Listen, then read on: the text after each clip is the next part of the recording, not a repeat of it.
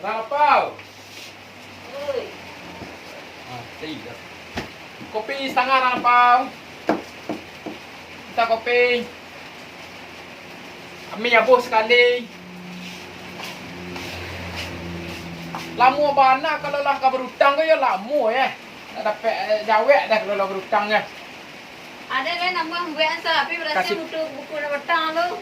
Jangan dipikirlah buku tu lah aman tu nah. Berasa buku petang ada buat gini ya. Pokok buat yang selalu beko kan dipikir beko.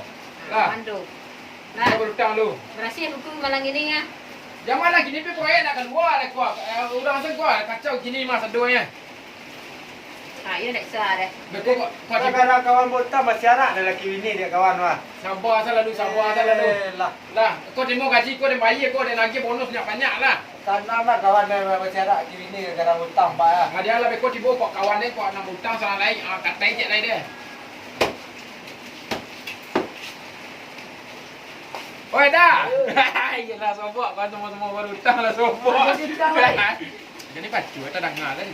Hutang patah lu bayi ni hutang ni. Anu tapi apa ngopi ni nak selamat salah di kini dulu beko dah dipikir nak minum nak makan kuat pai le.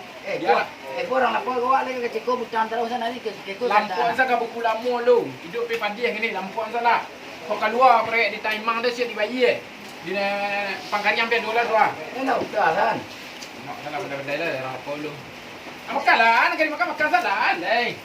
Bikin hutang ni tapi ka dibayar. Ni kopi leren. Mandu. Dulu lalu. Dah berhutang lah Pak. Oh dia baru hutang dengan ya dalam dia kopi ya.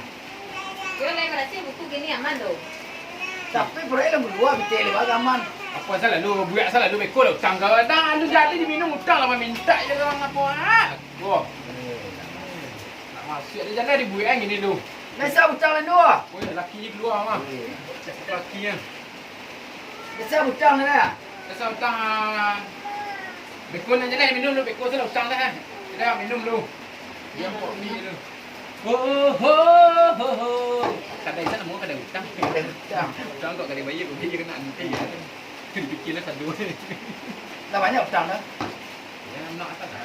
Kau lakinya mah. Dua ada kopi le lah. Kira punya kadai tak pandai bereton. Maka hutang Sarawak orang kadang lah dia tu lah pendek kata. Terus rawat bini. La ilah. Rawat bini dia bukan. Ajar kan yang maling ni lah. Juga kan yang nak semua orang